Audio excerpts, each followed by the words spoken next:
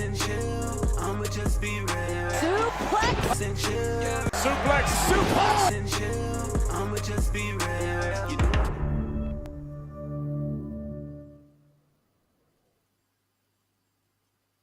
Hey, and it works. Hello, everybody. I am your comedic babyface and everybody's favourite, Kd Hinken. Welcome to technically the second, but we'll go with the first, Suplex and Chill, the first proper one of how we're going to do it going forward. We are going to be chatting about all the wrestling news going on backstage right now, some of the stuff going on in front of the camera too, but behind the camera a lot more interesting, let's be fair. And then we will round it off with a damn good old quiz, as we will be doing each time a guest is on. We'll see how smart they are with the old wrestling. But before we can do that, we need to bring the guest on. Joining me for this episode is the man behind the Geek Battle and the Slam Jam Wrestling Show. He is also the man behind the Extreme-Improv, which is available at a venue near you. Just go onto his socials, which he will give you in just a moment, so you can get all the details on there, because I can't include them on the stream for some reason. I don't know. I'm not good at tech. I'm an old man. Joining me, though, now, he is the one and only Mr. Dave Putansky. How are you, sir? Did I get that right?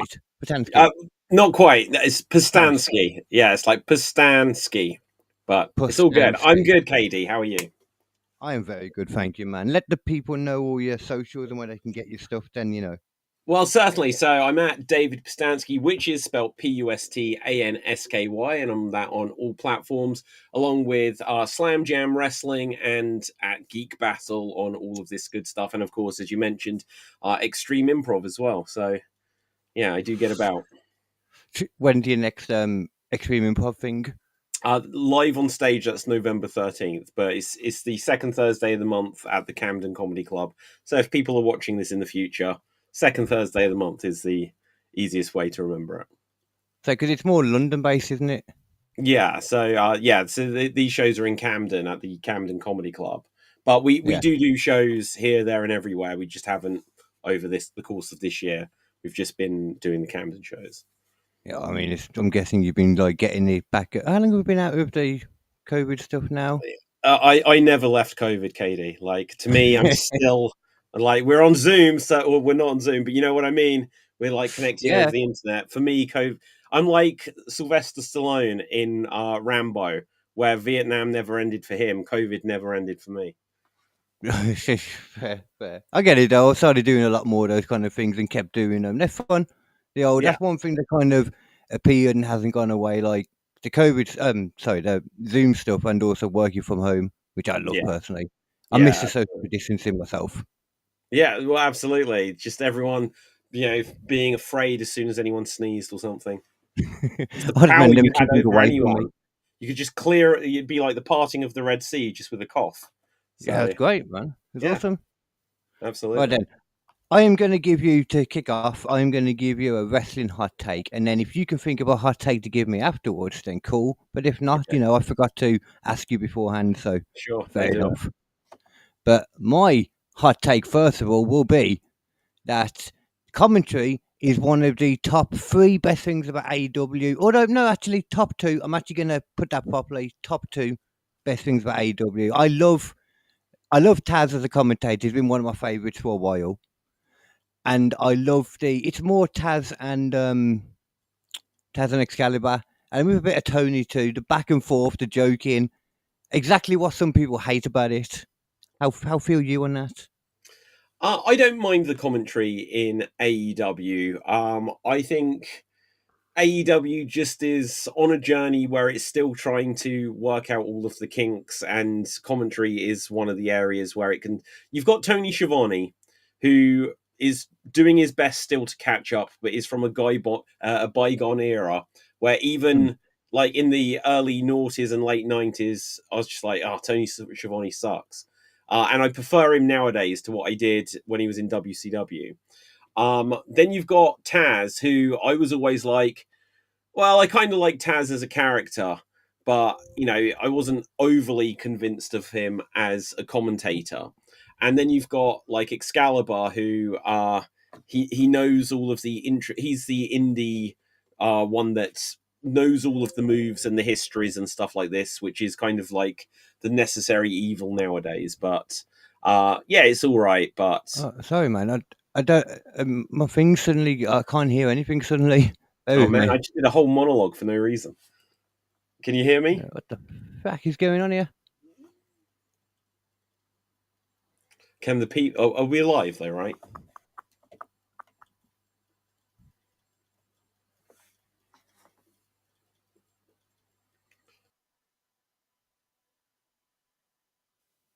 Oh, I accidentally muted you. Then you might be able to take yourself off of it. I don't think that wasn't what it was, but I did Okay, that. so okay, good. Can you hear me though? What? Where is this? You know what? I think in my. No, I can't go out of it actually. I'm just quickly going to test my thing in general. See if it's just okay. It's just Rumble. In that Yeah. case, Always it's good going to test the thing. So, hello everyone. I guess this is my show and my show alone at the moment. to be. Oh, okay. It's swapped us over now, but we're staying that way apparently. Sorry about that, everybody. Completely screwed up. But yeah, I only heard like half of what you said, man. Well, okay, I was just going over what I thought of the AEW commentators, and they're serviceable, but I think it feels like a rush together indie show because I think some of the overall storytelling in AEW doesn't have. There's they need like a continuity editor in AEW just Yeah. to make sure that everything follows through, and sometimes they're doing their best to put over and sell storylines that don't always feel like they've got all the logic behind it. So they're Yeah. doing the best with what they can. I mean, we say that though, but because this brings me on to another one that I'll say in a minute, but just I like this tangent anyway, though. Sure. Like, we say they're doing the best that they can, but there's no real excuse anymore for AEW. They've been going 6 years. They should have consistent storylines by now. Well, yeah, but okay, so this is the thought I'll give on that is that they've got so when you just look at the commentary team, obviously from the very beginning it's like they've got Jim Ross. Now, Jim Ross, obviously he's had a lot of health problems, he's a lot older, and he is I think it's fair to say that he's not in his prime and he hasn't been for quite some time. I think that's definitely fair to say. Absolutely. And then you've got the likes of Taz, who obviously was a prominent commentator for WWE and then was in TNA commentating. And so he's got like this long history of doing commentary. But I wouldn't say that he was ever the best WWE commentator for me personally. I like his personality and character. Yeah. But then you've got Excalibur, who literally has never been in WWE.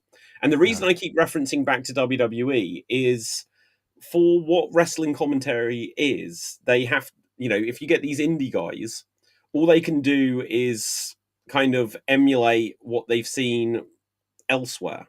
And so it's just like if you get an indie filmmaker or like a theatre company that are just trying to do their best because, oh, this is what I play or a movie is, it might be like, oh, this is really good in ways, but some of the finesse, some of the stuff that they don't tell you, the behind the scenes stuff, the logic behind stuff may be missing. And I think that sums up AEW in total for me. Yeah, I can't really argue that at all. Well, yeah, go on. We'll go on to the next thing and it will carry on with this, so it's hard for me to not say it, and then we'll go on to your take. Let me just quickly find it then, actually. I went past. There we go. So what is going on with Andrade? Because to your point, Andrade, he had a whole thing, obviously. First of all, he was in WWE, then left to go to AEW. Then rumor was he was ignored for a while, like everybody is, and then he apparently reportedly punched Sami Zayn to get fired. Sammy Guevara. Yeah. Yeah. And then went to WWE, and then obviously asked for his release, and now has gone back to AEW a few weeks ago, but then appeared, dropped Kenny Omega, and then shock and behold, hasn't been on AEW since. This is AEW. Like, it might mean absolutely nothing, but people turn up, people debut, people re-debut, and then you don't see them for long periods of time. And that just sums it up. And so obviously people saying that there might be some problem already. That I think it was this in the last few days that there was some Don Callis family birthday party or something like this, and Something he like just that, wasn't yeah. in it. But like Yeah, one of he the problems wasn't. is that they're like, oh, everyone's joining the Don Callis family. It's like, well, do they all factor into it? Do they make sense to be there? Should he be there? It No. might just be that their plans have changed for Andrade, or maybe they wanted to bring in Andrade to do that week, and then he was like, "Oh, but I've booked Yeah, a yeah. weekend in Portugal, and I'm unavailable for a couple of weeks. Who knows?" It's just fair, yeah, because they could have had the first one for that initial surprise, because it was a big surprise. And I don't know anyone that expected that. Yeah, Because I thought he was still under a no compete, as I just assumed, but apparently not. yeah. Like you would assume that he would have been because his leaving WWE was the slightly mysterious. Oh, he was Mm. uncontactable for a while. And I don't think it was that his contract just ran out. I think it's that they fired him, right? Well, apparently it was. The rumor is that it was something to do with wellness violations. Right. Is what I've heard on a few things. But at the same time, that doesn't necessarily mean he's failed one. That could Yeah, just mean he missed one. yeah, it could be. It could be. Yeah. So yeah, they don't really know realistically though. The interesting thing with Andrade is that he, as people have commented on the internet, that he was the first person to go from WWE to AEW, from AEW to WWE, and then back from Yeah, WWE to AEW. So I think he should try to get his job back with WWE if he can get out of this. You just know. keep going back and forth. See how long Yeah. you can do it for. Yeah.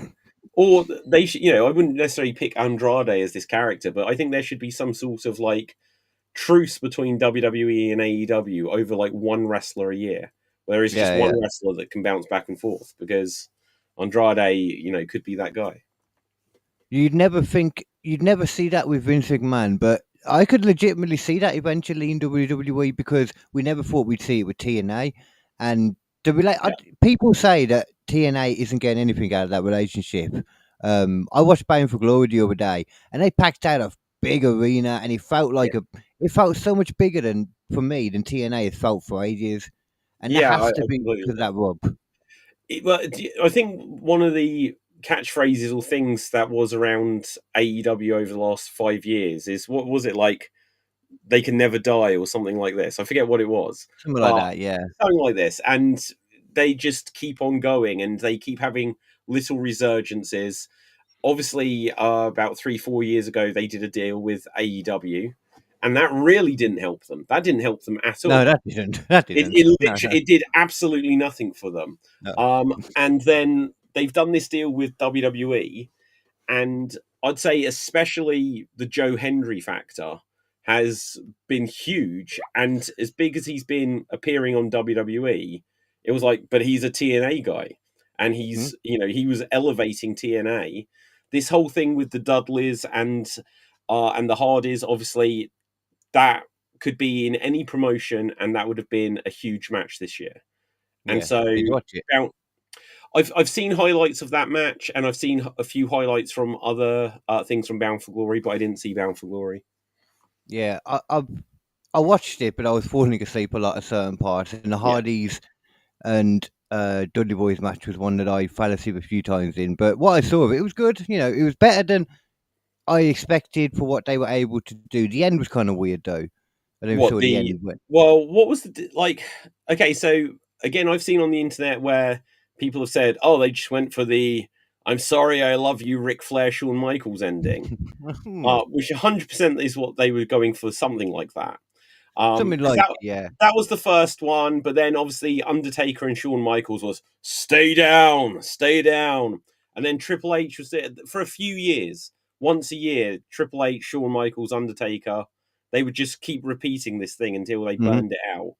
And Bubba Ray obviously was like, I just want that for me. But he was stood there. There was no reason why he couldn't fight back for me. There was a real yeah. difference for Ric Flair being on his knees like this to Bubba just being stood there and then just turns around and lets them slam him through a table. That At wasn't the like same, Shawn Michaels. Do you remember? Well, let me just quickly yeah, say. Do you remember Shawn Michaels with the Undertaker, where he was like this, crawling up the Undertaker, and the Undertaker's Mhm, just like, "Stay mhm. down, man! Like, I'm trying to be kind." And Shawn gets up, defiant slap across his face, I think it was, and then the Undertaker saw red and like killed him, finished him off. Yeah. Like the logic, this is what I mean. The logic completely Yeah, yeah. worked. The Bubba Ray one, he stood there and he looks a bit like, I can't fight back. But it's like, well, you're on your 2 feet. And if Yeah, you're on yeah. your 2 feet, I feel like you could fight back. I think I will that's the say though, difference. he looked depleted though. Like Well, yeah, like he'd gone for it, but I think he could have gone an extra step. he could have done, considering how he's always going on about his storytelling on Busted Open. Yeah. I was surprised, but I can see how he would have been trying to tell exactly what you're saying, but in the nicest way, maybe he just hasn't got the acting chops to do it. Yeah. I Quite mean, it possible. was cool though. I really liked it, and it was really cool seeing Devon be able to be in such good condition because that was the worry. I think really he hadn't wrestled for a long time. Yeah, but like, you know, Devon's always been like huge, and I don't mean like overweight. I mean like bulk. He's just like his Yeah, arms are huge and stuff like this. So it's not like the Dudleys are particular high flyers. You may get the was up, but other than that, they're not doing swantons and stuff. yeah. All right, then. In that case, then I think it's time now that I would like if you have one, hot take, David. Yeah. My hot Of take is anything. yeah. I just wing one off the top of my head. Go. Seth Rollins is an idiot. Always was an idiot, and he just won the Crown Jewel Championship, and he's nuked himself like again.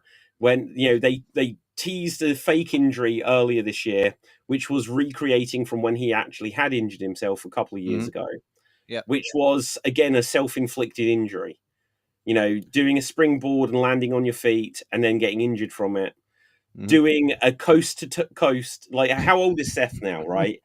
If I feel like if you're 22 or something in AEW, you can think I'm going to do some coast to coast high flying moves, but it's like he doesn't need to be doing this. He really doesn't need to be doing stuff where he's gonna, Damn. yeah. Go He's on. 39. 39. So there you go. He does not need to be doing a coast to coast headbutt. It was cool. Like I've never seen that before, which is rare in wrestling nowadays. Yeah. But that's about it. Yeah, I mean, like you said, he doesn't need to be doing that at 39 years old. You boys. He really doesn't. Like Jeff Hardy doesn't need the problem with someone like Jeff Hardy is that if he doesn't do the swanton, then you've got a problem. He can still do a twist of fate or something like this. But some of these guys, especially if you're world champion, if they were building up to Seth versus Roman for WrestleMania, that might be off the cards now.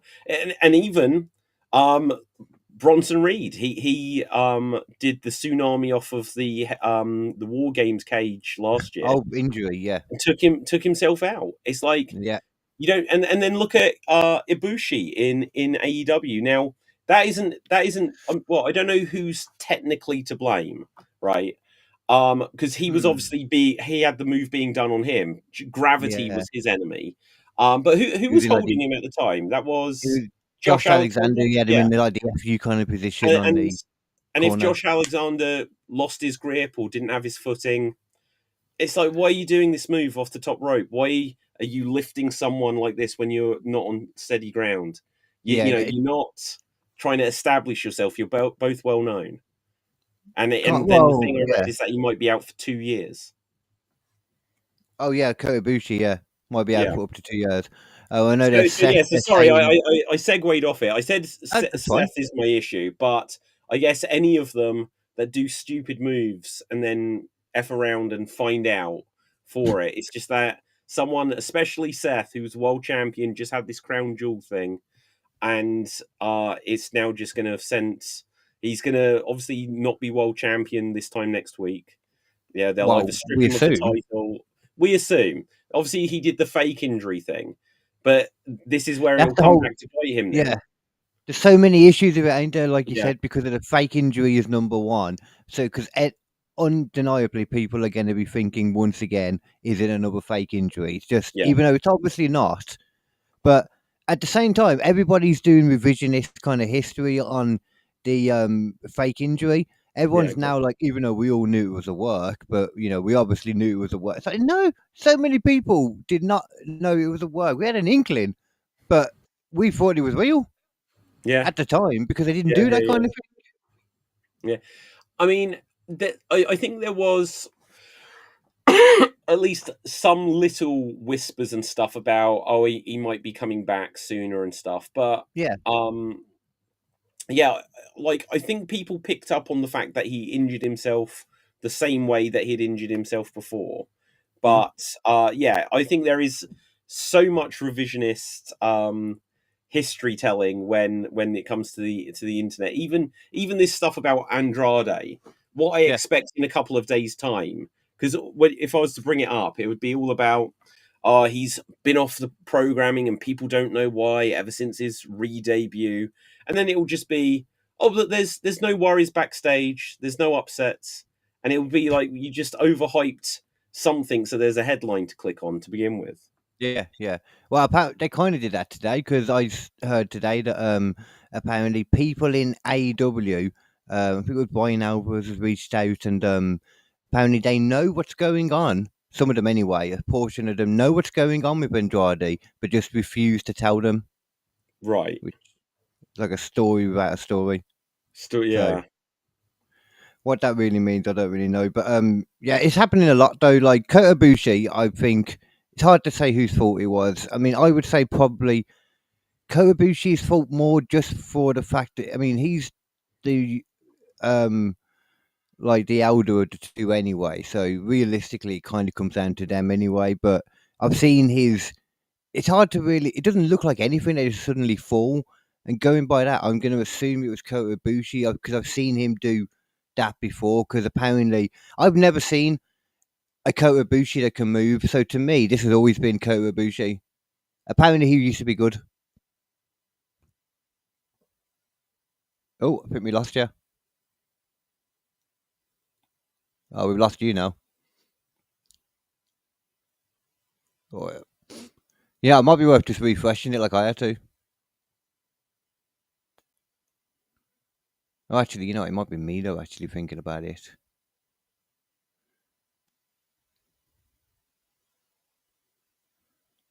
Okay, no, it might be me thinking about it. Let me refresh.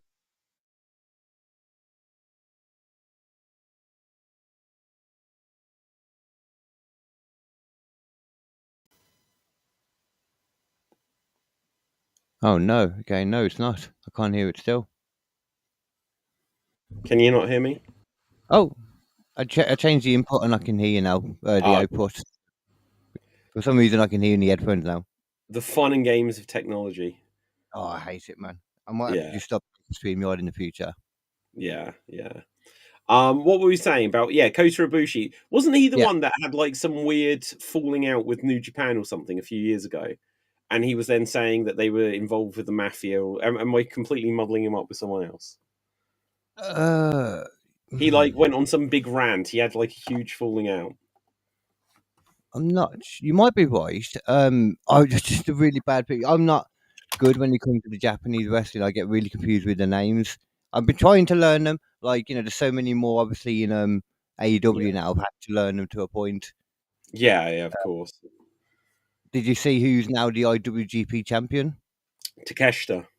Yeah, I think that was recently, wasn't it? Yeah, like I think within like the last few days or like the last week since this weekend or something.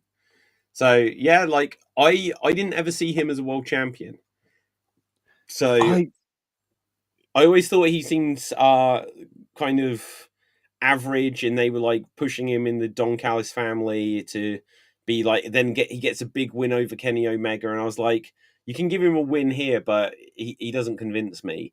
But I guess if for New Japan they might be like, oh, this guy's got a profile in America.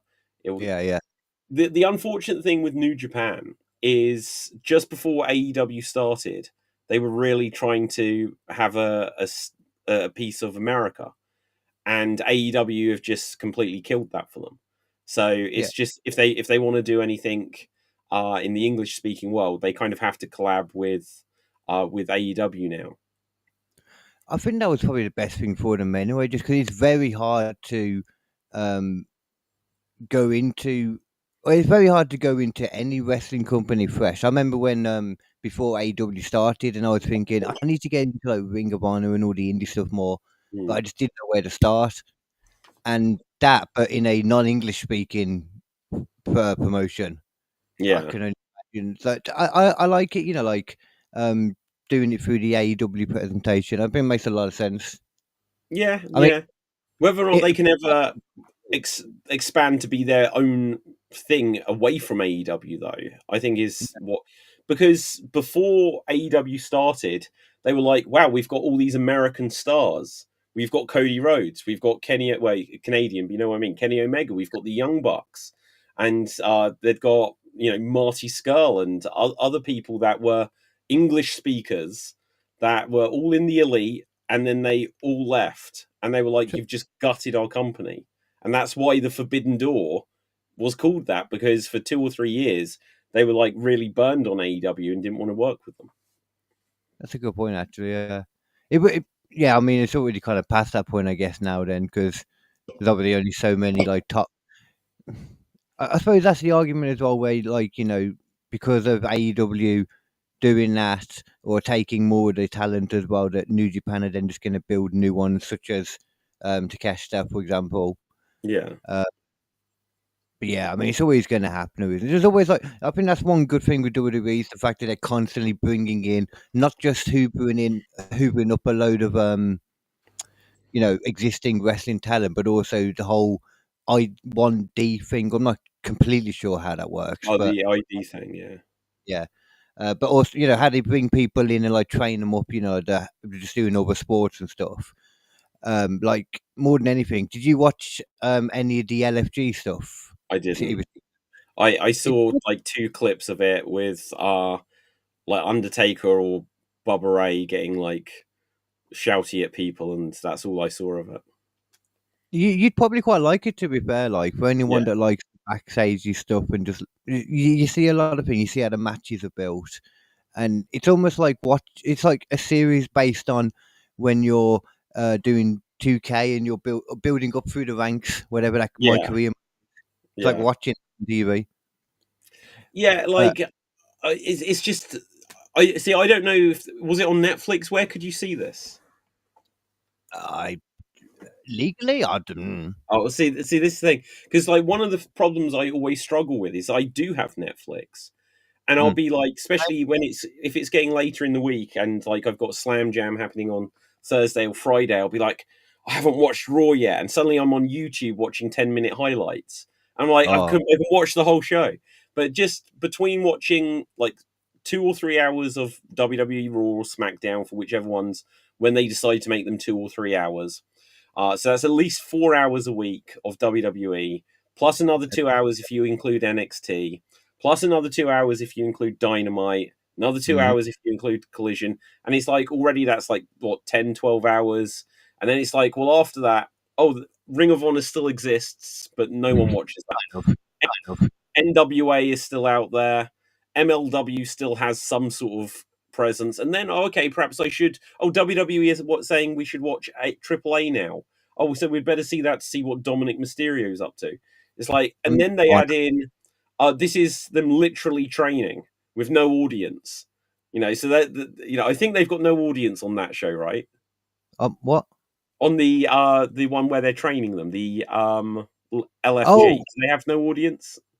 no, they have some audience for it. It's in the performance center, and then the Oh, main okay. event full audience. Oh, okay. Fair play. Fair You play. can tell that they don't really understand what's going on. Yeah. They've been like pulled in off the street, some of them.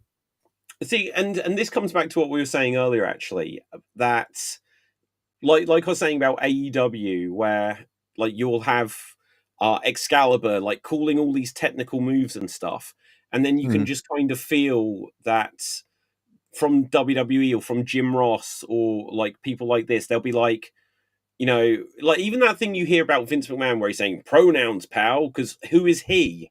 He's in the ring. He's picked him up. It's like, no, use the names, and there's a reason why all of these little things matter. Mhm. And so when you then see these people who are literally pulled in off the streets from some other sport, or they've been pulled in from, they've wrestled 24 matches on the indie, and they don't know where the hard cam is, and you always hear the same advice about slow things down, and then you watch AEW and they speed things up. It's like they're different philosophies, but again, there's a reason why WWE are as big as they are, and the logic to it, where they've had the most experience of, this is why we do this. We've tested every way imaginable. This works. There's a reason why we don't do this. And it might even be as simple as, if you do all these flashy moves, then that means that now we do have to do a coast to coast just to get the crowd to pop. Whereas, like, a great thing WWE have achieved over the last few years, especially like with Kevin Owens, is they made it so that a pile driver was a devastating move. It was a killer move. And so even at Crown Jewel the other day, John Cena of all people, he did do the FU the attitude adjustment immediately afterwards, but he beat AJ Styles with a tombstone pile driver. It's because it's a finisher.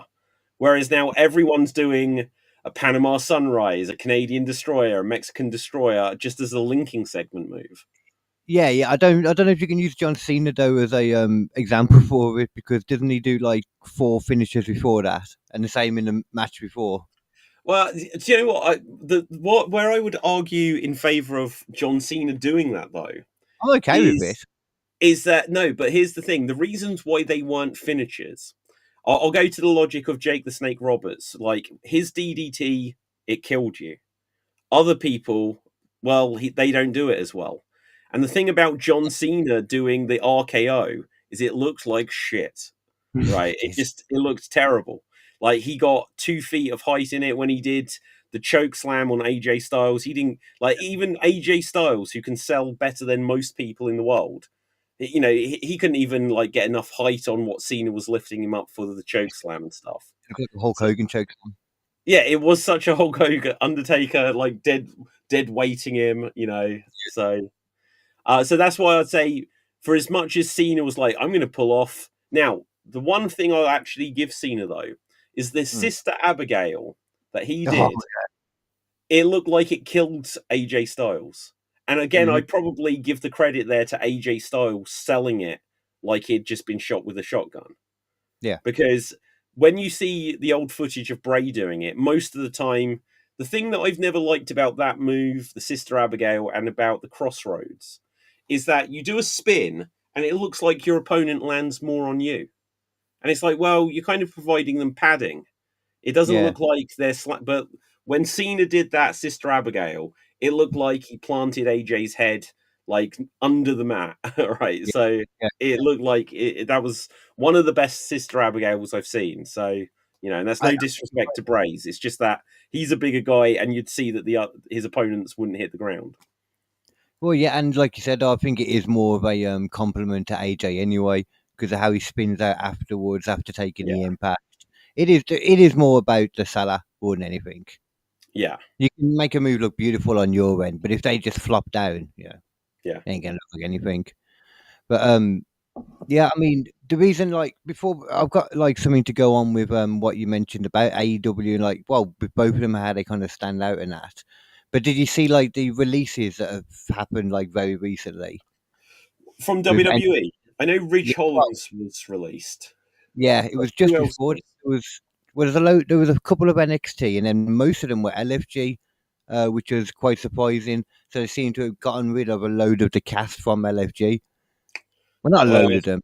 Yeah, the one was actually getting over as well, because apparently he'd wrestled through an injury, and I think there was something about Ridge Holland wrestled through an injury as well, wasn't there? Okay, so from what I understand, because I only vaguely remember it from when he was injured, I think he went to TNA, got injured there, and now they've released him based on an injury he got wrestling, not paid by TNA, but he was sent there by WWE. And so people feel that they shouldn't have. Like, I know WWE are getting some flack for that, because it's like, oh, they've released him when he's injured. You know, they could have at least seen out his injury. I think he did say that they're paying for WWE is still paying for whatever surgery or therapy or whatever he needs, but his actual contract's over. The other thing Yeah. I noticed was within the last couple of weeks that Smiley Kylie Ray, who was the ID champion, announced she was pregnant and then announced that they've released her from a contract. And I felt like it feels a bit rough, but also that's two WWE women's champions this year have had to like basically give up their title through pregnancy. Yeah. So I mean, that's unfortunate. it's unfortunate for them, but at the same time, I kind of get it, I suppose, because as a female, like they're going to be out for at least like a year and a half, Yeah. possibly longer. And if, like Kaylee Ray and Naomi, what can they do? They bent over a barrel. They want her back. Oh Kaylee no, Ray, they haven't released Naomi, but yeah, but it's unfortunate. Well, it's not. I don't think she'll be too mad. nah. That her and Big Jim are having a kid or whatever. I think they could have kept paying Kylie Ray until Yeah. she'd given birth. If I'm that was surprised. their plan. Sorry, man. I'm surprised it's legal to do that. Like, I feel like there's some kind of legalities over here. Like, Was about it, I if don't you, know if it was it you know, that they released her, or was it that they're not renewing her contract? that's a good point, actually. Yeah, Now you say that, I feel like it might have been not renewing. I'm not yeah. sure though. So, but either way, it still feels a bit like, oh, she was a champion. So Yeah. obviously they weren't planning to release her immediately, because why would they have the belt on her? So then just to not, and then they might have said to her like, "This is great. We're going to help you in certain ways, and when you're ready to come back, then you can come back." It might just be as simple as that. Yeah, hopefully. I mean, like, you don't know as well, though. Like, not so much with her, because of that situation, obviously. But I was thinking with a lot of the other ones that have been fired or like let their contracts go. I wonder how many of them have already got like handshake agreements for Impact or TNA. Sorry. Well, for TNA, like, I don't know. I feel like maybe not many of them, because that when WWE made the deal with TNA, there were several people there, um, Indy Hartwell, Mustafa Ali, Brian Myers, Matt Cardona. It's like, oh, well, they left WWE. Nick Nemeth, like loads of people that were ex WWE in TNA, and it's like, oh, is this a bit awkward for them? But evidently not. Matt Cardona wrestled on NXT yesterday, so That's why, um, like, they maybe, could back and yeah, forth. maybe they will just go, and it's just basically well, you'll have a contract, but now it will be with a TNA contract, but we're still going to continue to work with you, and maybe Give you that's just now the build up. understanding. Yeah, get the reps and that in it. Yeah. But at the same time, some of them may feel like, oh, now I don't think I can go to TNA now. WWE have just released me. WWE probably have some influence to be like, well, don't expect them to be on NXT. We released them for a reason, sort of thing. So whether or Yeah, not any of them end up in AEW, I think is the bigger question. that too. Yeah. I mean, it's probably just more wishful thinking for me because, especially like the LFG people and some of the people that put more work into, it's a bit of a shame. Like the only real surprise in regards to like no names in there, ignoring that side, it was like from NXT would be Wesley. He was quite Yeah. a surprise. I don't know where that one came from. No, but one of the things which I always look to, because like when CM Punk was out of WWE and out of wrestling, even before AEW was a thing, I remember there being an interview with Triple H where he was asked about CM Punk, and his response was something to the effect of, it doesn't matter how talented you are or how much the fans like you. You still need to be able to go to work each week and be able to work with this person. And if the personalities don't gel and you can't work with them, you can't work with them. It doesn't matter how big a name or how much people would like to see it.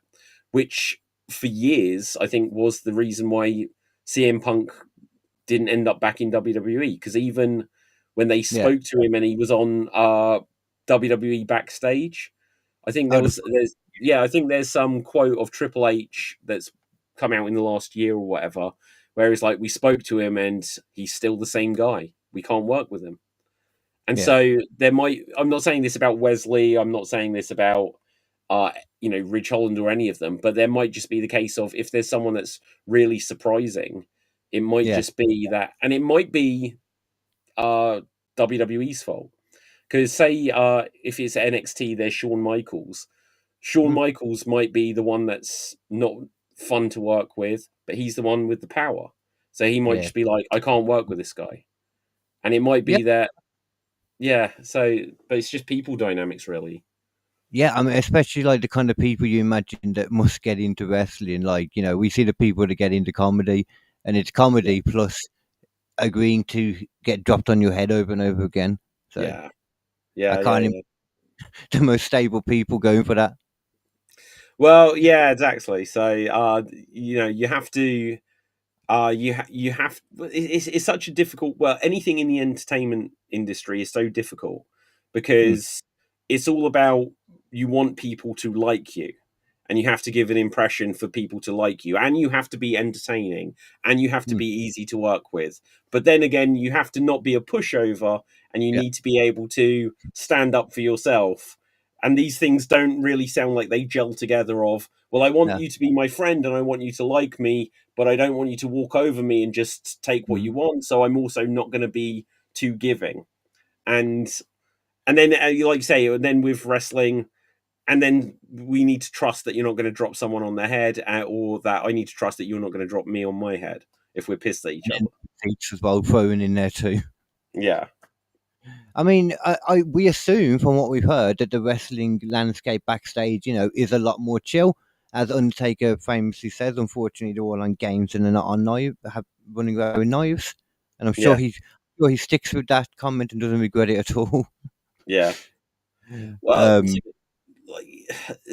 see, there's a point to it. Like, I think WWE wrestling, the idea that the culture backstage is that people are on video games or they're filming TikToks and stuff.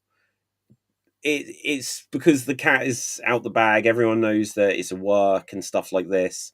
No one's maintaining this tough guy image because they kind of don't have to. mm, Except we're on a wrestling podcast talking all about the backstage stuff. And I think that what so many of the wrestlers miss is the reason why we're doing what we're doing now, and so many people do this kind of thing, is mm, because we're desperate to find whatever is still real. So yeah, we're talking about the backstage stuff but that's still real. So that the dynamics there is much more interesting than the fake stuff they do on TV. And it's because well, we want them to trick us to believing everything is real. yeah, And that's what deep down the fans want. If we thought what was happening in the ring was real, we'd be talking about what happens backstage anecdotally. But instead, yeah, we speak about the backstage more than we speak. We haven't discussed, other than saying, "Oh, Seth shouldn't have done a stupid move." We haven't discussed any in-ring stuff at all because it's yeah. not interesting compared to the real lives and the people dynamics of it all. I mean, sometimes it can be. It very much depends about what's going on. But yeah, I was going to ask you that. Now I can imagine your opinion in that case, then, as to whether kayfabe is alive or dead. Still, I imagine you probably feel like me that it is alive when it's done right. Like Yeah. sometimes, like WrestleMania, not last year, but the year before, for example. Like that's the real kind of kayfabe for me when it kind of So merges, blurs the lines. yeah, so I it's alive with Drew McIntyre and CM Punk and what they were doing. It's generally alive with what MJF does. Um Yeah. and and there's a few people where they have to make you think that, oh, that wasn't meant to happen. So even the stuff with Seth over the last few weeks, there's been stuff about Seth and Heyman on don't work out backstage, and then Seth gets injured, we assume, because again, Seth suddenly dropping the crutches and walking to the ring, they kayfabed us. They made us believe something was real, and the way they have to do it, and then what you always hear, and with TNA actually, they've been trying to kayfabe us really hard because over the last few weeks in the build up to Bound for Glory, there's been all the stuff online. It's like, if Trick wins and Mike Santana doesn't become champion, then there's a lot of unhappy people in the locker room. It's like, no, there isn't. No, they're just trying to make us think that there is this interpromotional rivalry, or that the NXT people are going to start protesting against their employers, that the guy that's that a guy from NXT and WWE that's bringing more attention to them is a bad thing.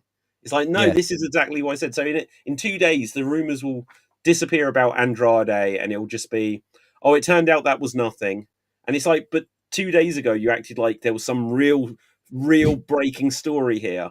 And and a week ago, they were like, TNA, people are really unhappy about what's been happening with NXT looking better than them. It's like, no one cares. They don't care, because they're telling you this to make us discuss it on shows like this, when really they're still working us, and we don't we realize. But for a lot of people, when you go on Twitter, they don't realize they're being worked. Yeah, I guarantee everybody gets worked to a point without realizing it, and we 100% do when we're watching a match and you let yourself get lost in it, which is another version of kayfabe. You know, it's like in the same way of suspending disbelief when you're watching a film, that kind of Yeah. thing. But then, yeah, also like you said, like the backstage stuff, like yeah, you're right. Everything you said, I fully agree with that. Well, I think for 100 years, wrestling kept the secret. And so I think there is still a secret that we don't know about. And we may, 50 years ago, everyone knew wrestling was fake, but we didn't know wrestling was fake.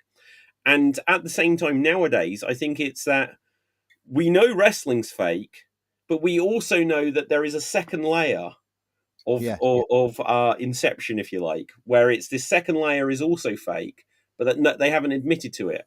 And so the way I think they should be running this, if they're smart, is they're like, right, what are we putting on TV this week? And we have the writers who work that out. And then they should have another secret group of writers are saying, right, what are we putting out on the internet that's happening backstage that we want people to hear about? And that should be an actual job, a position where they have a team of writers, they have meetings saying, right, okay, so Road Dogg, you go and say this to someone. Michael P.S. Hayes, you go say this to someone. They're going to leak it out. We'll hear that it's come through you. And the person that's leaking it, they're in on it too. And call Busted Open, get Tommy Dreamer and Bully Ray on the case. They're paid to discuss this. And then we'll phone up Tony Khan and just be like, hey, what are you doing this year? Right, okay, great. Okay, so we'll do this, and we're going to seem like we're trying to counter-program you. That's going to get a lot of people talking. Because actually, we're beating you quite a bit too much at the moment. So if we make you seem the underdog again, then it'll just, everyone will win in the end. Yeah. This could all be happening, and we don't know. And it sounds conspiracy, but 50 years ago, the idea that what they do in the ring was fake was also conspiracy. I mean, it could be. Like I have in the other podcast on Squishy Logic that I do with Nathan Parrish, we look at conspiracies all the time, and we found some crazier ones than that. So that could be real. Oh, I love a good conspiracy. In the same way, the Montreal screw job, Bret Hart knew about that all along. He was involved. Well, look, the Montreal. We could go down that rabbit hole too, but so that they were making the documentary where they were filming stuff conveniently, because before that point, why would WWE there was Beyond the Mat around a similar time, but why was WWE suddenly just allowing the backstage to be filmed? All this stuff that was then conveniently able to show behind the curtain. Yeah, I mean, they'd had a lot of stuff before anyway, though, to play devil's advocate, Had they? They'd always had the odd person in, hadn't they? Like there was a guy who got slapped backstage. Exactly. But that was Dr. David Schultz, yeah. But that was that they did an interview and they went to Qatar or something, and Vader got arrested. But this was because the wrestlers would always maintain that it was real. This was the first time they were filming Bret Hart speaking to Shawn even after the screw job, where Bret was like, hey, did you know about that, Shawn? And he's like, I swear on my life. And it's like, why were they filming that if they supposedly hated each other? Yeah. Why would Shawn be like, You know, it's like, oh yeah, we should just sit in the same locker room. I've got your belt. I shouldn't have had it. I won't just give it back to you, but I'll deny. Like, why wouldn't you say, like, just get rid of the camera guy? We'll She's discuss this like men. You want to fight over it? Let's fight, sort of thing. Yeah, you why even would they be having this yeah. conversation? There's even a shot where Vince, like after the apparent punches happen, where Vince is walking off, like Yeah, holding his face. yeah, I know the shot. Yeah, You know, I might do like a deep dive into that one time because it's a really interesting concept. yeah, yeah, The yeah. the only issue to it, I would say now, is the only thing that makes you think like that definitely isn't the case is I feel like Bret Hart would have come out of it by now.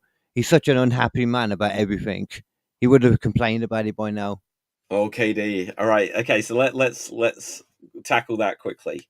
So, Go on. what is Bret Hart's business? So, okay, so Cody Rhodes and Jey Uso got drunk after they won tag team titles 18 months ago. And they sat there on the press conference and kept going, yeet, like that. I think that was the turning point that made yeet go from just something they said into being on a t-shirt and a catchphrase and all this kind of thing. I'd agree. And it's pattern recognition. It's like, hey, people are into this, right? So Yes. Bret Hart's like, oh, like Triple H, he's a no talent, and he's like, oh, Bill Goldberg, you know, he's useless, and it's like, what else is Bret Hart selling nowadays? But these always are a headline. There was a headline the other day that there was a fan convention that Bret Hart and Goldberg were going to be at. Bret Hart's pulled out of it, and it's headlines. Those headlines get clicks. Those Yeah. clicks earn Yeah. money. It's like it's his shtick nowadays. If he's not gonna, look, Jim Cornette and Vince Russo, or Jim Cornette and the Young Bucks, or whatever. The fact that we know that they hate each other, yet they've never had to be in the ring and have a confrontation. At a certain point, the wrestlers must have just realized, like, shit, we can just like arrange this over the phone. I'll tweet about you. You'll speak on your podcast about me. It'll keep our names in the headlines. We don't actually, and everyone else will fill in the blanks. We don't even have to lock up. That's a good point as well, actually, because the one thing Bret Hart does sell is he always seems to do like yearly or bi-yearly, like inside the rope talks where he goes Yeah. around. And he does a lot in England, I've seen. Yeah. And so what does Bret Hart want to talk about? Does he want to talk about, oh, my brother Owen died and it was really sad? Does he want to talk about, you know, everyone that's died? Or does he want to still have a character and have a rivalry? So, yeah, that Triple H is a doofus. You know, if he was in the locker room when I'd punched out Vince, and then people are speculating. He doesn't Did want you to hear talk about the sad stuff. He still want to be seen as a man that can like take down these other people, and he'll do it verbally. It was hilarious what he said though. He was like, if Triple H was in the back when he wouldn't be married. married Stephanie, you're like, how does that make sense? Well, I'd have hit it so hard he wouldn't have married someone 2 years later. I think it would have been like Vince would have never have, you know, Vince would have got punched. Triple H would have stood there like a coward, and then Vince would have lost complete respect for Triple H.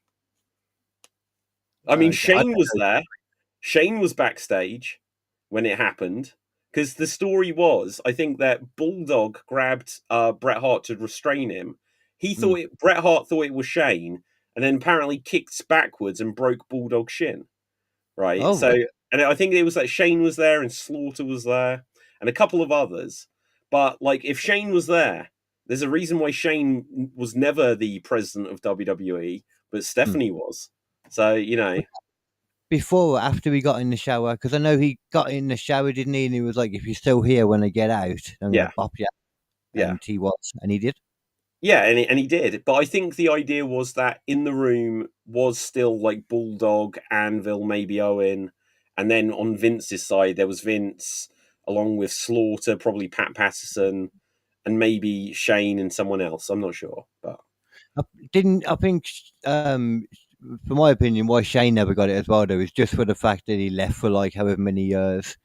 Like, which he shouldn't have done, but at the same time, I get it because he tried to get his dad to buy UFC, didn't he? And he was like, no, we don't need that trash. Yeah, kind of what? But you know, if Vince had bought it, it'd have ruined it. Because you're damn right. Yeah, everything like WWE movies, the Eco Pro, supplement, the World Bodybuilding Federation, XFL. What else? Do you remember when they? What was the social media platform that WWE invested in? Do you remember what was it called? Tout. Tout, yes. And so they've released their tout. And like the crazy thing about it is it was short videos, which nowadays is everything. It's TikTok. So WWE kind of owned TikTok before TikTok was a thing, but it was a little bit too ahead of what was possible. And the idea of you can do 7-second videos, like it was like who cares? But now obviously it's evolved with TikTok and shorts and reels. They've been ahead of a few times though, like that. Like the network when they were The first on network, the was very much ahead of the Cyber Sunday. Like they did that before the technology was really good enough to do it. yeah. Few things. Like But, the silly thing with Cyber Sunday was that they actually did the votes were sometimes real and sometimes not. And when they were sometimes real, the fans never voted the way they wanted them to. or it didn't matter because it was like, what match type would you like? A hardcore match, a street fight, or an Extreme Rules match? Or a Bloodline rules match. Yeah, exactly. They're all the same thing. Yeah. All right, then. You know what? I think it's about the right time now. I am going to test that wrestling brain of yours, Mr. David. I have a feeling you're going to get a good mark for this. But it depends what it is. Like, if it's like specifics, or if you're asking who won at Backlash 1999 between Chalvo, no, Chalvo wouldn't have been there, but you know what I mean. I'm not going to do well on that. It depends what the questions are. I made them hard, but I wouldn't have gone that ridiculous, you know. Okay. And categories for them all. So, question 1 will be about old school WWE. Okay, go for it. Okay, then. So, question 1, my man, is during the 1997 Canadian Stampede event, the Hart Foundation, Bret Hart, Owen Hart, Bulldog, Neidhart, and Brian Pillman faced up against a team of American wrestlers in the main event. Oh, Oh, God. this is exactly that question. Sorry, yeah. Yeah. Which five wrestlers made up the opposing team? It's the only one. Okay, right. I'll do my best. I think it was. I think Yeah. it would have been Steve Austin. Steve Austin was pinned by Owen Hart. Owen Hart got the win. I think it was the Legion of Doom. I think it was Ken Shamrock. And I'd be damned if I can think who I'd say a fifth person could have been in that match. So the 5 Americans, I'd say Legion of Doom, Ken Shamrock, Steve Austin, and because I don't think it was anything related to DX. I don't think it would have been Rocky Maivia, but no, I'm going to. Have you got it there? Have you got options? Yeah. Shit! I didn't look at the screen. Okay, so Undertaker, Steve Austin, Shawn Michaels, Ken Shamrock, and Vader. I don't think it was that. Steve Austin, Ken Shamrock, Gold could have been Goldust. So Steve Austin, Ken Shamrock, Goldust, Legion of Doom. I lean towards that. Steve Austin, Mankind, Farouk. It wasn't Farouk. Goldust, Ken Shamrock, Steve Austin, The Rock, Ken Shamrock, Goldust. It wasn't Ahmed Johnson. I'm sure it was the Legion of Doom. So I'm going to say it was Steve Austin, Ken Shamrock, Goldust, and the Legion of Doom. Wow, they will not surprise you to learn you are correct, sir, in that one. I didn't realize they were on the screen. I was too much like thinking in my own head of what the fifth person could have been. I did think that, but I thought, I'm going to leave him and just see if he can do it on his own. Yeah. Let's see if I do have any memory first. All right, now we're going to move on to modern WWE then. So, at Survivor Series War Games 2022, the Bloodline competed in their first War Games match. Which Bloodline member officially scored the pinfall to win the match? A. Roman Reigns, B. Jey Uso, C. Jimmy Uso, or D. Sammy Uso? So, so this was when Jey Uso really didn't trust Sami Zayn. And Sami Zayn, in this match, I think won him over by attacking Kevin Owens or putting him through a table or something like this. So, I think the ending of the match, it could have been easily that whoever did whatever, that Roman then got the pin. Or it could have been that Jay got the pin, but it's definitely not going to be Jimmy. I'm going to say it was Sami Zayn. Final answer? Yeah. No, unfortunately, it was Jey Uso. Who was it? Jey Uso. Oh, okay. I bet So I could have puzzled it out a bit more, but yeah, okay, fair enough. They need to stop trying to yeast when they come down to the Usos music. It doesn't work. Yeah. Okay, then question 3, WCW. There's only 8, by the way.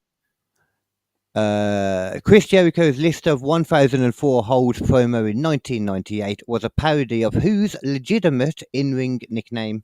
That would be the man of 1,000 moves, Dean Malenko. Yes, indeed. Well done. I am a fan of him, especially more than anything his James Bond gimmick, best gimmick he had. Oh my god, it did no for me. I think it didn't mean it. His music sounded James Bond-ish, but there was nothing James Bond about him. Other Like than like, I suaveness. always heard that Dean Malenko was like, oh, he's got so much personality backstage, and he Yeah. just couldn't show.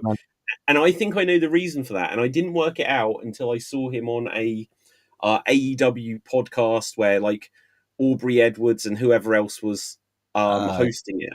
Unrestricted, yeah. Yeah, so it was quite in the early days of AEW, and he was just whatever they would say, he'd kind of riff on it, and he was so funny. And I was like, you can't script this because his responses are funny just because they quickly just take what's said. You know, like it's like doing crowd work if you're a comedian. It's like someone says something and you just get something which is only funny because it's in response to someone else, and you can't really script that in. It doesn't work in the same way. It'll feel forced. And so I think that's why people always say, oh, he's so funny backstage, but it didn't translate on screen. It's very hard, I suppose, to do that type of comedy because you don't know how to set it up. Whereas, like, R-Truth, you can kind of just throw him out and he just does things. Yeah. Well, see, that's why Dean Malenko perhaps could have worked in as like a personality if he'd got the right manager or the right tag team partner that he could have bounced off of. You know, or even the right opponent. So when you think of The Rock will say something. The Rock will lay traps for people, and it's part of his gimmick about, is that what you think? Well, actually, it doesn't matter what you think. And that's kind of, he needs someone else to do the A, B, C for it to work. Boom, boom, boom. But obviously that isn't even what Malenko's thing is. But The Rock couldn't do it doesn't matter what you think if he didn't have someone else. You need the straight man and the clown. You know, and Dean Malenko, if he's the clown, he needed a straight man to set him up. You just kind of feel like he might be more the straight man, but obviously the more comical of the two, which you can do, just harder to do. See, that's the interesting thing. So perhaps that wasn't like the best comparison, but what I mean is that if he's getting the laugh line, he needed the straight man to set him up, basically. But I get it; his personality comes across because it's dry humor. You know. Yeah. Okay. Question 4 for you, sir. ECW now. Okay. Who was the final ECW television champion before the company shut down in 2001? Was it A. Rhino, B. Rob Van Dam, C. Jerry Lynn, or D. Tajiri? It was Rhino. It was not Rhino. It was not Rhino. Oh, if Rhino was the final world champion, right? I think that's right. Hang on. Rob Van Dam. Was it Rob Van Dam? Because he merged it, remember, with John Cena at One Night Stand. Yeah, Rob Van Dam merged but he was never ECW champion in ECW. And from what I remember, didn't Rob Van Dam, like, he was, I don't think he was injured, but he had to give up the ECW TV title after a very long run. I don't ever remember that he got it back. I'm not sure. Should we double check it to be safe? Well, you can do, but I thought Rhino perhaps had both titles. And then when they brought it back, when they brought ECW in with the invasion, they just ignored all their titles. ECW TV champion. I thought it was Rhino. But yeah, this is telling me the same thing as well. Who have you got it as? I did have it as Tajiri, but now I'm looking again. Everything's telling me Rhino. Yeah, it's Rhino. Yeah, I'm going to take it as Rhino then in that case. Okay. God knows what I was doing there. Okay, well, that's right then. I would have gave you either. It was question 4, wasn't it? Yeah. Yeah. Okay. Question 5. AEW. The Inner Circle versus the Pinnacle reached its peak at AEW Double or Nothing 2021. Which member of the Pinnacle was kicked out of the group after the feud ended? Was it MJF, Wardlow, Shawn Spears, or FTR? Gosh, I'm before I fully answer, my obvious thought goes to Wardlow because obviously him and MJF fell out, and Hmm. then so Wardlow fell out with MJF. He then had a big win over MJF and kind of disappeared when MJF like disappeared as well. I think at some point they got rid of Shawn Spears. And I can't remember how that happened. Hmm. So obviously it's not going to be MJF because he was the leader, and it won't be FTR because there's two of them. I'm going to say Wardlow, but if it turned out to be Spears, it might just be that the Wardlow thing happened later. Yeah, you're right in the sense that you're wrong, but you're right for why you're wrong. Yeah, okay, go on then. So was it Spears? Yeah, it's Spears, Okay. and yeah, Wardlow. Shawn Spears went after that, and then Wardlow, because after he had the thing with MJF, he went on and like started powerbombing everyone after that, didn't he? I Yeah, think yeah. he went on one after that, and then just didn't really capitalize on it at all. Well, I don't As think he, it was so much his fault. no, They just didn't use him. it wasn't his fault. And also when the hype over him power bombing people, and what did they call that? That was like the Symphony of Destruction or something like this, Oh, right? yeah, something like that, weren't Power it? bomb symphony. Is Yeah, that was a very Ryback style gimmick, and it will run out of speed. You can't just do that forever because it's like, well, you can't dominate everyone with just repeated power moves yeah. forever. At some point, other people need to be able to seem competitive to it. And you can't do that to everyone either. Like, yes, you can power bomb pretty much anyone if you're Yeah. strong enough, but like you can't be giving like Samoa Joe like 5 power bombs. No, exactly. And Ain't like gonna work. Wardlow, he seemed like he was a big guy, and he is, but he was Mm. AEW big. You know, if you put him Yeah, in even in the ring with Billy Gunn, and Billy Gunn would probably make him look average in size. yeah, yeah. You Do know, you have? so you go ahead. I'd say, do you have an opinion on where he got hurt? Because he's hurt again now, isn't he? What actually happened? Like, I remember a few weeks or months ago, whenever it was that he got hurt, that there was a thing about that, but I can't remember Mm. what actually. I don't think I actually saw the spot on the moment where he got injured.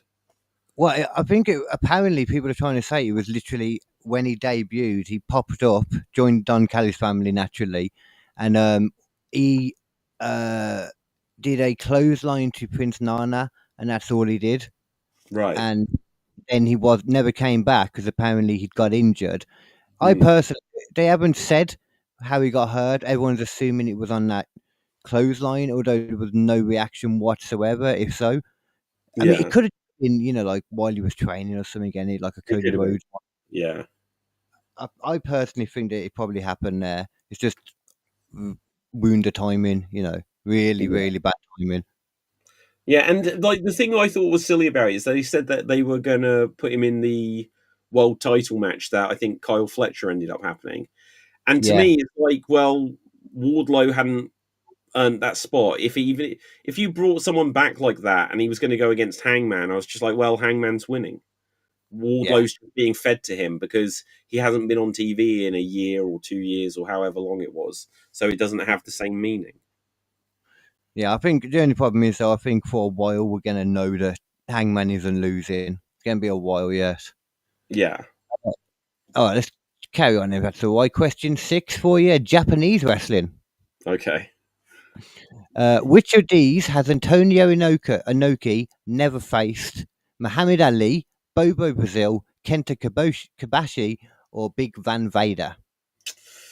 Okay, so he definitely faced Muhammad Ali.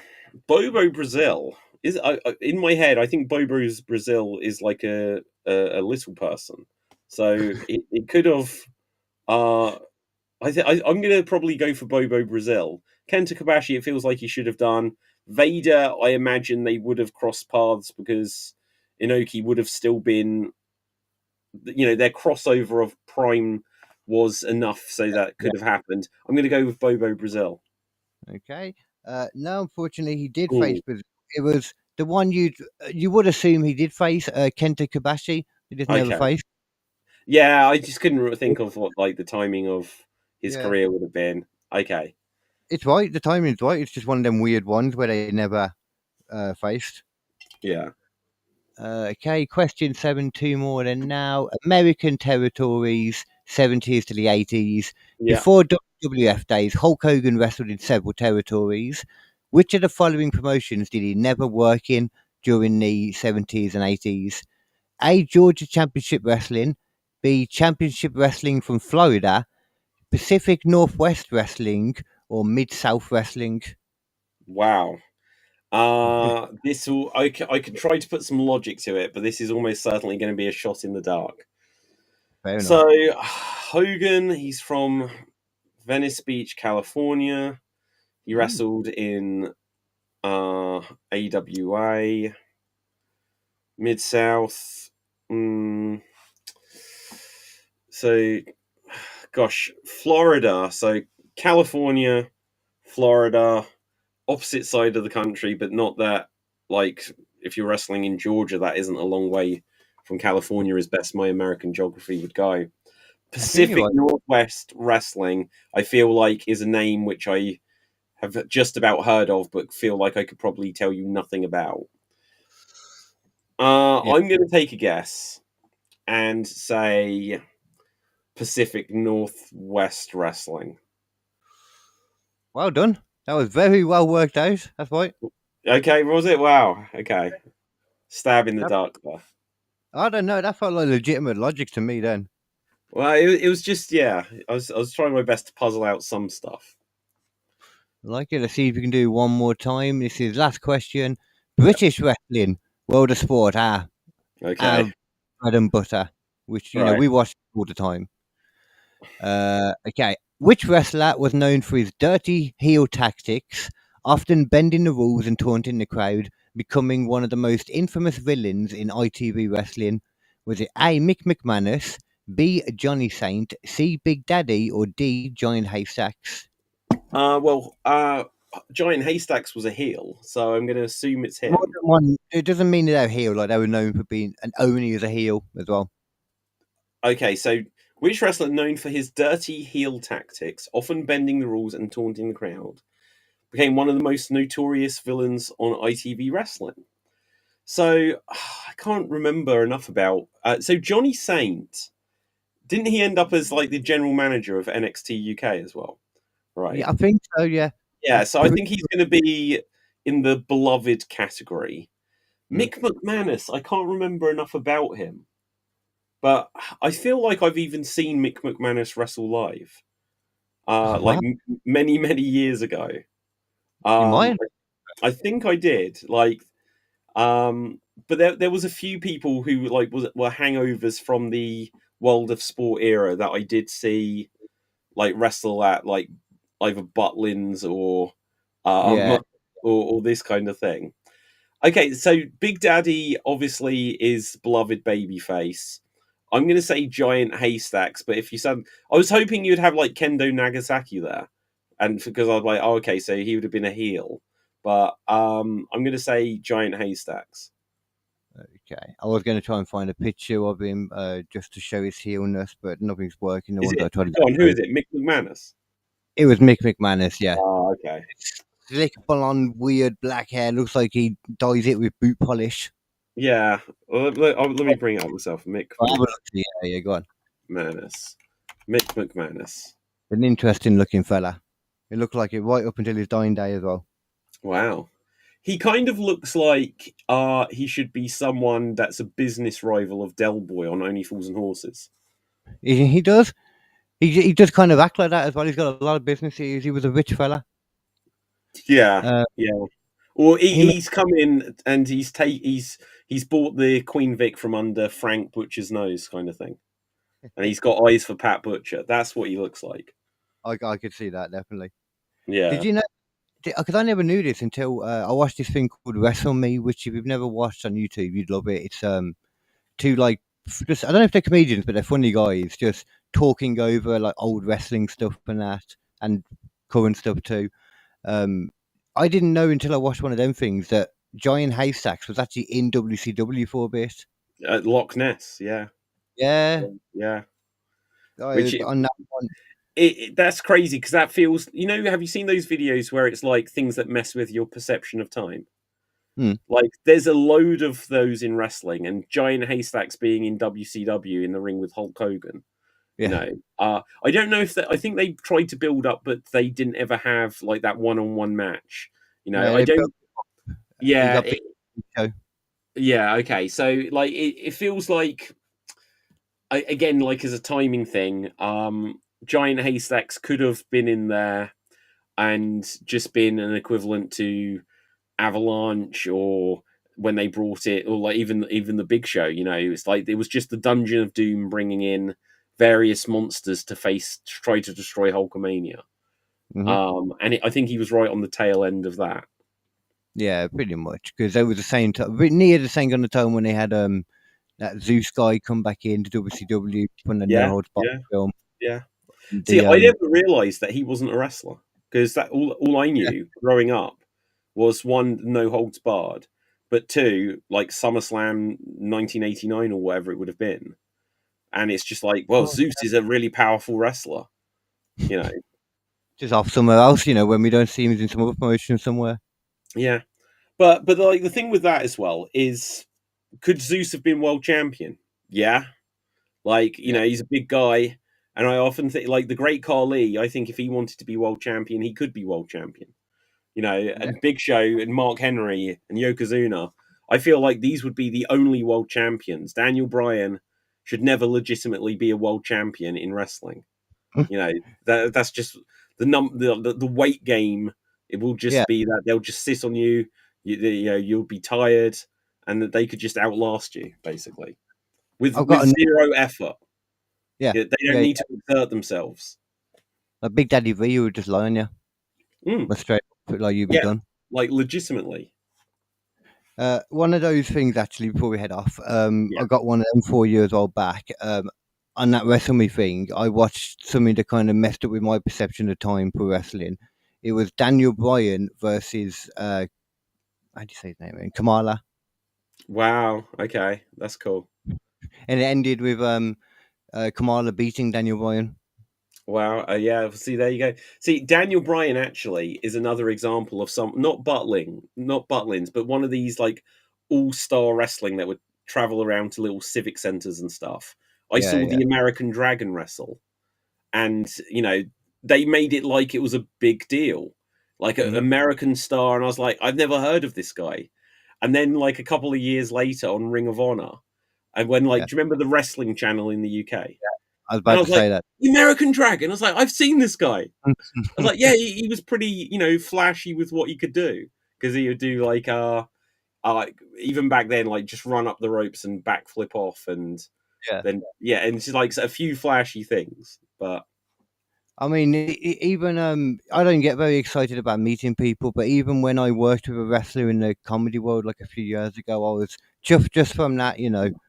We won't mention what wrestler it was because he was cancelled at the time, oh, and it definitely wasn't Jimmy Havoc. Let's just say that. so it was Jimmy Havoc.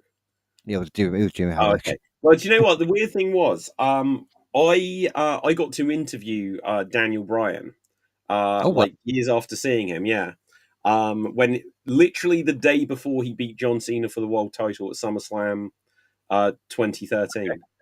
Yeah, so Here that was was it? pretty cool. Sorry, Or did you go? Was that over here, or did you go over there? I went over there. So like when like What Culture and What Culture Pro Wrestling and all this Yeah, kind of thing. In their early days, their like early days, when maybe they'd been going a year, 2 years, whatever, they weren't a big deal as they became, or I don't know if they still are a big deal, to be honest. But they didn't really do any video stuff, and so I ended up doing a bunch of video things for them. oh, I interviewed The Rock for them. And that was at a thing in the UK for one of his movies. And I wow, went okay, to the US for SummerSlam because they were doing the launch of the 2K 13 or 14 video game. And so I right, met the Ultimate Warrior. And that is the super weirdest thing, because it was an unannounced appearance by the Ultimate Warrior because they hadn't announced him for the video game until that weekend. And so the Warrior was there. Obviously, he then came in for the Hall of Fame next night, so that he made like literally 3 appearances officially for WWE again, and then he passed away, which was tragic. But yeah, so I got to meet Ultimate. That's a weird perceptions thing with time thing, like meeting Ultimate Warrior at SummerSlam 2013 when people be like, he wasn't there then, but technically he just about was. Oh yeah, because it was WrestleMania, wasn't it? Of course. Then after that, when but like when they announced that he was in the video game, so then that was also they held a press conference for it where Ric Flair was drunk, and that Jim Ross, sorry, on the stage, where and Jim Ross got fired as a result of it. I was there for all of this going on, and everyone was like whispering and laughing just at the fact that that every question asked, Flair had an answer for it. And in the end, Jim Ross just threw away the questions. Everyone there loved it. But then when we heard like very soon afterwards that this is why Jim Ross was fired for not keeping Ric Flair under control.